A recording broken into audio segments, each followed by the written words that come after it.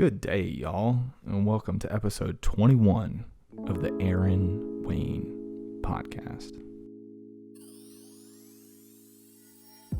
Here we go, guys. Dusting this one off for you. Haven't talked to you in a couple of weeks. Hope you're doing well. In this one, I talk about how life presents us with experiences so it can reveal to us the places that we're not free. Talk about how I fell off my vegan diet a little bit. Talk about some travel I did. Got to see my mom. Had some tacos. Gave her a hug. Here we go.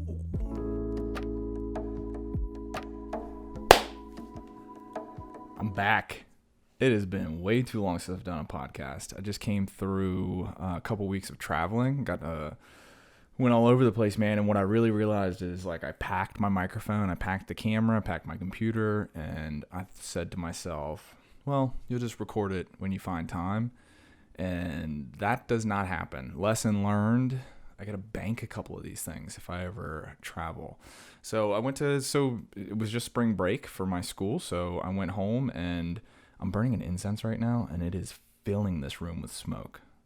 So that's what that is. If you see that, it looks like a lot of smoke. I hope this isn't on fire. Hold on. Oh my God. It's not on fire, but it's a lot of smoke. So yeah, I went home. I got to see my parents. I'm vaccinated. My parents are vaccinated. I actually got to sit at a table and have dinner with my parents. I haven't done that in so long, man. It's been like a year since we've done that. I also got to go to Jackson Hole, Wyoming, to see a couple of buddies. And, man, something comes up for me when I think about going outside. So we all live in these little spaces that we live in. We have our community of like people we work with, people we hang out with. We have, our people we live with. We have these sort of like nuclear units all over, and we connect with people from afar.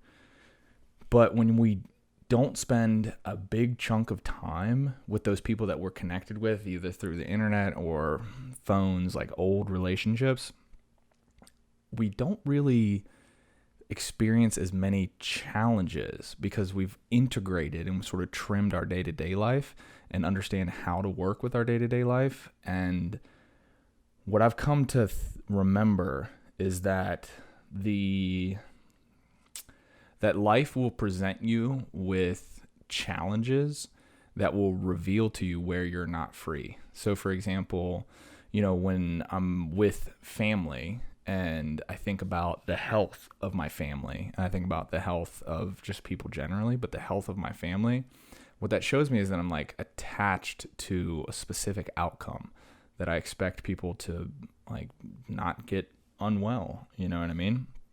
And that's showing a place where I'm holding on to an attachment. And so I was hanging out with a bunch of bros, just broing out, and in Wyoming last weekend, which was really a blast, man. I got to bike at the base of the Teton Mountain Range. We did some floating down the Snake River, and it was like a stellar good time. Beautiful landscape. If you ever get a chance to go out to the Teton National Park in Wyoming, do it. It's totally worth it. But while we were out there, we were out there for like 4 days, and the first day I realized I'm not going to be able to be vegan for this entire 4 days that we're there. I'm gonna have to do more of a vegetarian kind of thing, and it was challenging for me for a couple of reasons. Reason one, like obviously, like I choose to eat vegan and to like have a vegan lifestyle for animal ethics reasons. Like I just don't want to be a part of cruelty. And then it was also like that's the obvious piece. So I tried not to eat flesh when I was out there, and I don't think I did. Actually, I got a ham sandwich. Someone accidentally ordered a ham sandwich for me, and I was like, well, I'm not just gonna throw it away because that would be even like more against my ethics for that to go to waste. So, but other than that, like just eating vegetarian sort of had me tripping, man. I was like caught up in this idea of identity and stuck with like when people made jokes, like one of the guys who had just met me that weekend, he's like, dude, you're not even vegan. Like you just like came in here and he was totally joking. He's a really like sweet guy. But, the idea of like having that title brought up for me a place that I'm holding on because the food options. Like I just couldn't have been vegan. I was when I could, and I wasn't when I couldn't.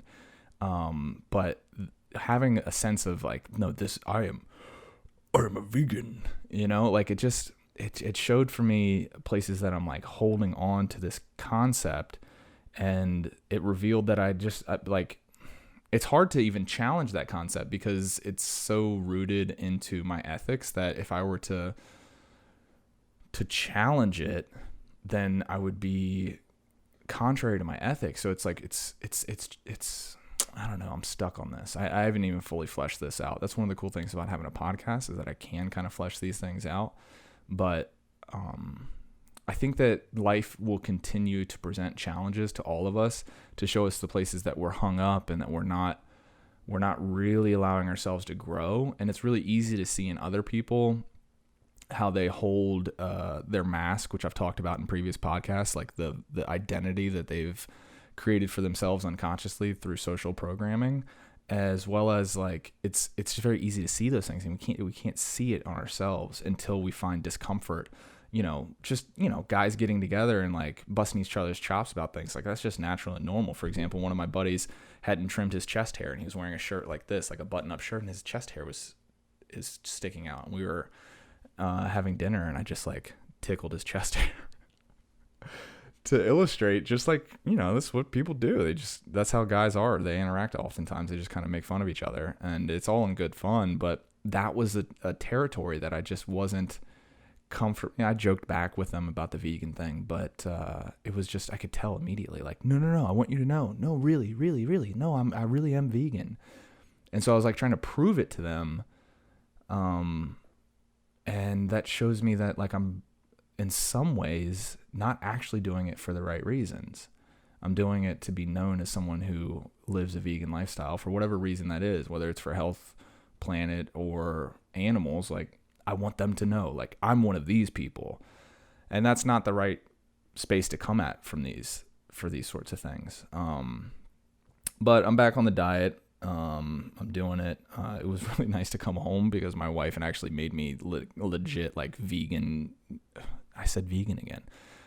Like really good, like wholesome meals of, beans, greens, rice, and veggies. So that was really nice to get back, because if you haven't been eating eggs and cheese and stuff like that, like if you haven't been doing that and you start doing that, it's going to upset your stomach. So it was nice to come back home and have some wholesome meals. And I think that in the springtime, we think about January 1st being this sort of New Year experience. And I'm reading this book about Crazy Horse, the Native American of the Lakota tribe during the mid-19th century, during the westward expansion and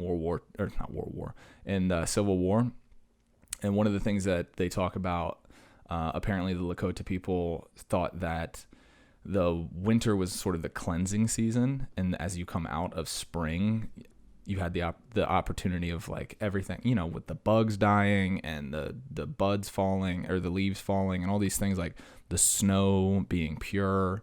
There's just this idea of cleansing that happens in the spring, which I think is or in the winter rather, which is kind of beautiful. And then when spring comes, it's this blossoming. And so I'm looking out my window right now as I podcast with you and think about how each spring is sort of a better rebirth or resolution time than any other time of the year, because there's a lot of optimism and hope with the spring. And I've been feeling that this week since I've been back, because whenever we move out of the spaces, like I was talking about a few minutes ago, whenever we move out of the spaces that we are accustomed to being in, and we travel, whether it's just like short-term travel like I did, like go see my family for one weekend and then go hang out with some buddies the next weekend, it's an opportunity to feel how you react in those spaces and the identities that you've attempted to drag with you into these new spaces, instead of just being a clear channel of experience and seeing and feeling what's happening.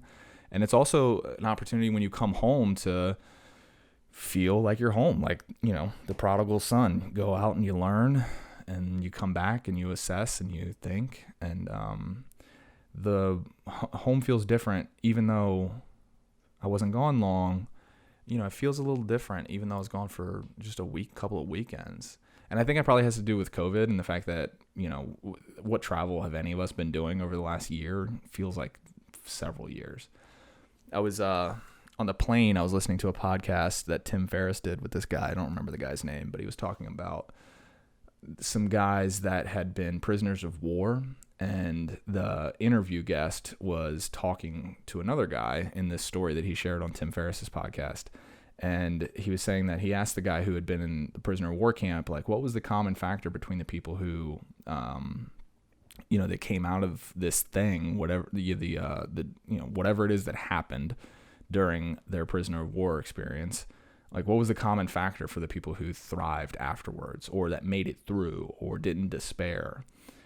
And for me, I would have thought that it was, the people who were really optimistic and hopeful, because that's what we hear in our culture. Like, think on the bright side, like find the positive, find the good in everything. But in reality, like he said that the people who thrived in this setting were the people who said, this is going to be really hard, but it will be the most formative experience of my life. And that's what that guy who was being interviewed had said about his experience. And I think that we can approach that when it comes to, this spring is coming and people are getting vaccinated. And I was talking with a colleague today about what we think the fall is going to be like as public school teachers. And, there's this prospect that things are back to the way they were in 2018, 2019, where it's just, teachers being teachers and students being students. But I think that if I am projecting that into the fall, it's going to either set me up for disappointment or put me and my colleagues in a space where we're not going to be of the right state of mind to thrive if 2020, 2021 ends up being a relatively COVID-ish environment. And I think about that with the yoga studio too. So, the yoga studio I taught a class of 14 people the other day. I haven't done that, 14 people in person. I haven't done that in a year, and it was awesome. I really was into it. But, if I'm looking back, or if I'm looking forward to what was in the past and expecting that to happen anytime soon, I'm not going to be mentally equipped to handle it if it doesn't. So I really like the idea.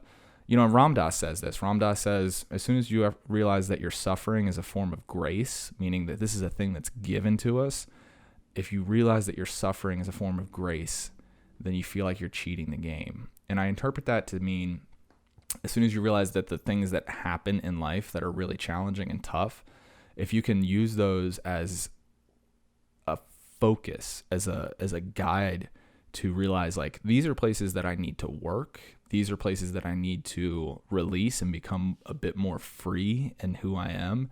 Then, like, every challenge that comes to us in life is just another thing that is it's iron to sharpen my sword with. This is the cheesiest podcast ever. Oh my God. You can tell I haven't done this in like a month. I'm going to slow myself down. I'm going to have a sip of seltzer water and just hang tight with me for a second. That's for all the ASMR fans out there. It's really interesting. The more I talk to people, people say they've been listening to the podcast. It's really cool to have people in my life listening to the podcast, because one of the things I also notice when I'm in public spaces is that, especially with these guys, because, I live in a world where I work in female dominated professions. I work as a public school teacher, which is like, 70% women. And I'm a yoga teacher, which again is like probably 70% women that are also teachers, but then the clientele is like probably 80% women. And so I live in a world where I'm surrounded by women, and I feel very comfortable in that space. And I've definitely learned a lot from the leaders that I've had and the colleagues that I've had. I shouldn't drink seltzer water while I'm doing podcasts, because now I have to burp. I'm going to try not to do that right in your ear. But hanging out with a bunch of dudes, I realized that I've had the freedom to forge masculinity in the way that I see fit, instead of having been heavily influenced by men. Most of my friends are men, but you spend way more time with your colleagues than you do with your friends, if you're honest with yourself. And so in my work circle, I've been, picking up and putting down, and mostly with women. And being in a room full of men for 4 days gave me the perspective that sometimes my thoughts and opinions are weird, because I've had the luxury of not having to conform to other men's expectations of what masculinity is.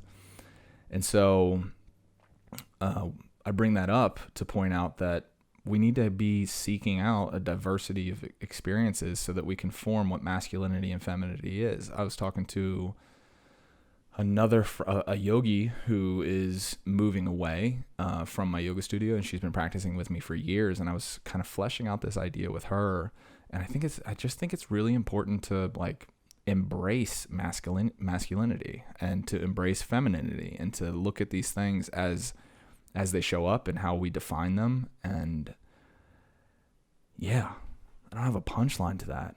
I got lost in the sauce. I got lost in what I was saying. Yeah, it's interesting to have people listening to the podcast. I definitely need to just keep doing these because I find so much benefit from doing it. And then once I fall off, it's like I'm starting from scratch, man. I'm starting these things up, and I'm trying to figure out how I was doing them before and how to keep doing them. And like I'm looking at the clock, I'm 15 minutes in. It feels like I've been talking for about an hour. Googly moogly. We're planning a trip this summer. Pretty stoked about that. We're trying to do the Western states again because we didn't feel like we did that properly because of Katie's emergency appendectomy. See previous podcasts. I'm really looking forward to spending some more time on the road, and I only have 6 weeks of school left before my students go off into summer, that's awesome. You know, I'm really looking forward to the summer this year. I think that the school year has been pretty taxing for teachers and students and parents, frankly, and I think it's been. I think we need a good summer, dude. If you, this podcast has been way too serious. I got to bring up Chet Hanks. Do you know who Chet Hanks is? He's Tom Hanks's son, and Chet Hanks, from a podcast that I listen to that puts him on blast. This guy is not like his dad. You know, Tom Hanks, speaking of Tom Hanks, I was talking to a yogi of mine yesterday about the movie Captain Phillips, which is just like this heart-wrenching film about Somali pirates who overtake some Western, I don't know, European or North American shipping container, and they take hostages. And it's a true story that happened sometime in the 2000s. This guy, Captain Phillips, who is taken hostage, and then all the things that happen therein. And the story is really interesting because you feel really emotionally involved with both Captain Phillips, Tom Hanks's character, and the Somali pirates. Like, you realize that this is a bad situation with no bad guys, which is one of the most interesting types of stories that you can write, read, see, listen to. There's something bad that happened, and nobody is really doing the wrong, quote marks, thing. They're working with the best tools that they have. But speaking of best tools, I mean, Chet Hanks, man, he just YouTube Chet Hanks. If you haven't seen this guy, I mean, he is on another level. I mean, it's Tom Hanks's son, and he was at the Golden Globes, I guess a couple years back before COVID happened, and he was speaking in Patois, which is like the Jamaican dialect of English. I think it's actually, is it a pidgin language or a dialect? I don't remember. I learned about that in college in my linguistics class. But either way, homeboy is white as the day is long and from California, and his dad is Tom Hanks, and he's speaking Patois, which like it fired a bunch of people up. But he's like, actually, like, I have my brother-in-law is Jamaican. It sounded pretty close to what I've heard my brother-in-law say to his brothers. Dude, one time I was moving furniture with my brother-in-law and his brother, and both of them grew up. I think they moved to the States when they were like 10-ish or something. So like, if you were to just hang out with them, you would have no assumption that they're Jamaican. But when they're together, man, they like that you can hear their accent. Just like, you know, the more time I spend with some of my family members, the more you hear my country accent. And I'm helping them move some furniture, and then they just start speaking in like I guess it was Patois. I don't know. It was just like this dialect that I could barely understand. Like, and I'm like holding on to some furniture, and I was like, I don't know what you guys are saying. I don't know what you're saying, and I'm holding onto this heavy furniture. And so it's similar but so different. And Chet Hanks is like, he's pretty good at it, but he came out with this track called White Boy Summer, which I really don't know what I think about it. I haven't heard the song. I don't have any strong opinions on it, other than the fact that it is bananas that this guy is Tom Hanks' son. You just gotta just YouTube Chet Hanks and see what this guy's up to. But shouts out to Chet Hanks, man. Do your thing. Do your thing, bro. I'm not out here judging. I'm just observing and having a few giggles at your expense. I don't know. Laugh at me. That's fine too. I'm wearing pink pants, for crying out loud, if you can see me on YouTube. So good. I'm okay with being made fun of, unless you challenge my veganism, because then I'm going to come at you. I'm very insecure about my veganism. I've been vegan for like 10 years. That's a lie. I've been vegan for about 8 years. Sort of vegan for about 8 years. I've been vegetarian for 8 years. I've probably been vegan for 4 to 6 years. And people ask me, hey, Aaron, how long have you been vegan? I've been vegan 10 years. We all lie. Do we all lie, or do I just lie? But it's not a lie. Actually, that's an overt lie. I have not been vegan for 10 years. We just use shorthand. It's just easier. It's easier to round up from 4 to 10. Oh, man. Yeah, I've been running more. I've been trying to stay active. It is hard when you travel to keep yourself moving, dude. I don't know. You've experienced it too. And it's hard. It's hard to keep the body moving. And I've been in this phase right now in my fitness experience where I'm 32 and I notice little like creaks and aches and parts of my body that take longer to warm up. And I'm just waiting for my Achilles to snap. I'm just waiting. Like, I'm 32 and I'm predicting, put it on the record, stamped, it is on a podcast platform, if podcast platforms exist in 10 years. But by the time I'm 45, I think I will either blow out my knees or tear my Achilles tendon. Because I can just feel it. My knees feel creaky all the time. They take a long time to warm up. Sometimes when I'm walking downstairs, you're not interested in this. I think the more interesting thing is to think that, like, the more interesting thing is to ask the question, did people that blew out their knees have any awareness that they were about to do it like 5 or 10 years prior to doing it? There's a comedian that I follow named Tom Segura, and he just had, if you listen to him online, he had an injury. Like he tore his patella tendon trying to dunk, and then he fell and broke his arm. Like the arm was a result of just like trauma from falling, but the dunk was like he was over time wearing away at that tendon until he put too much force on it, and it just snapped. And I think it's going to be my right Achilles. So mark it down, write it down. Today's date is April 15th, 2021. I had to think about that, 2021. And I will probably tear my Achilles tendon within the next decade. So that's that. I have a friend who did pop his Achilles while he was playing basketball, and he said it sounded like a gunshot. But then he said it didn't really hurt, which is kind of strange. It's just like this loud pop, and then I guess it didn't hurt him.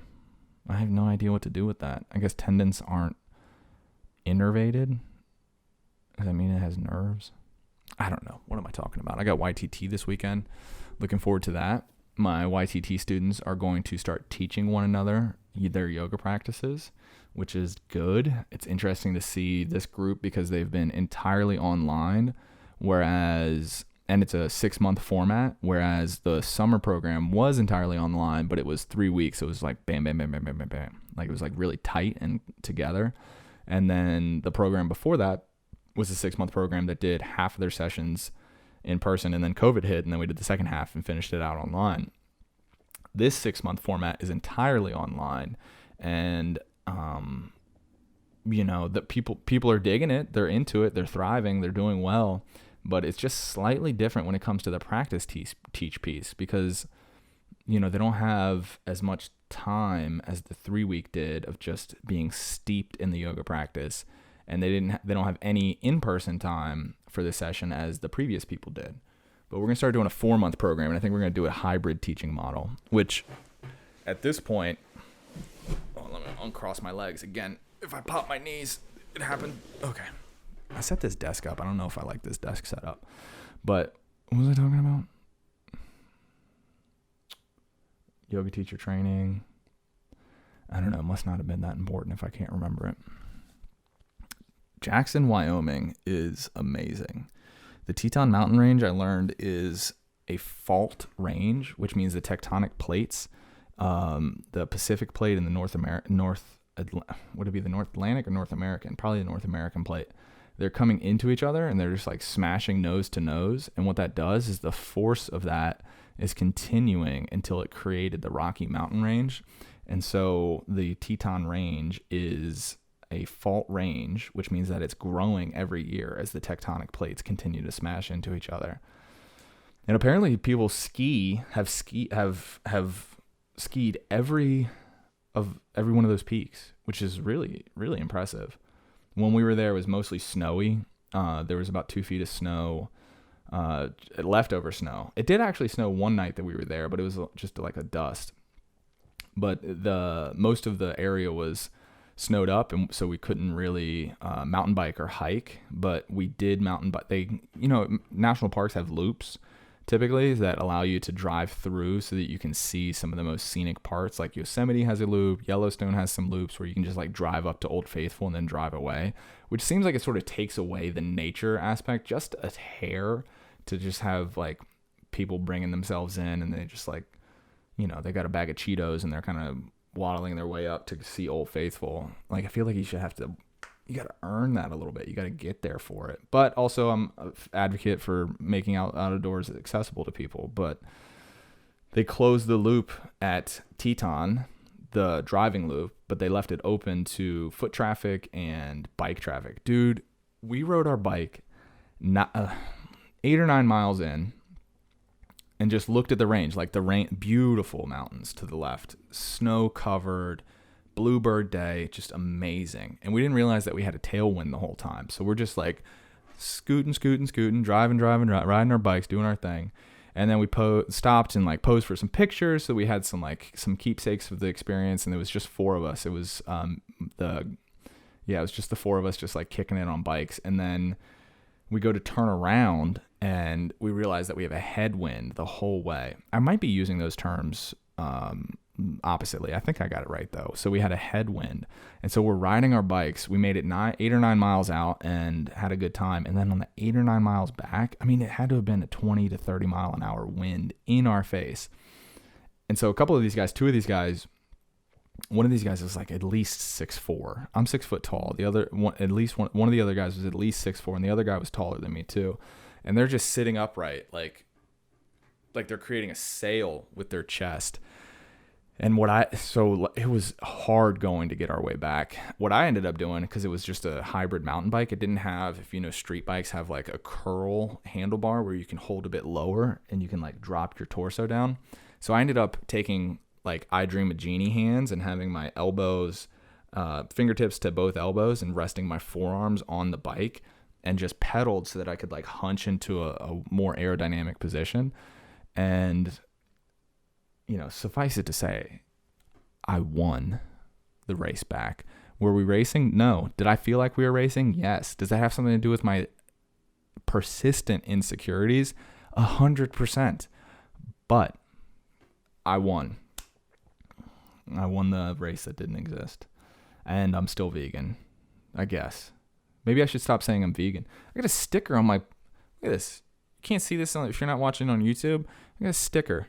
It just says vegan on the side of it. What a jerk. Who does that? I don't know. But maybe I should tell people I'm vegan. Because I'm healthy. I'm fit. I have a clear head most of the time. I'm working on myself.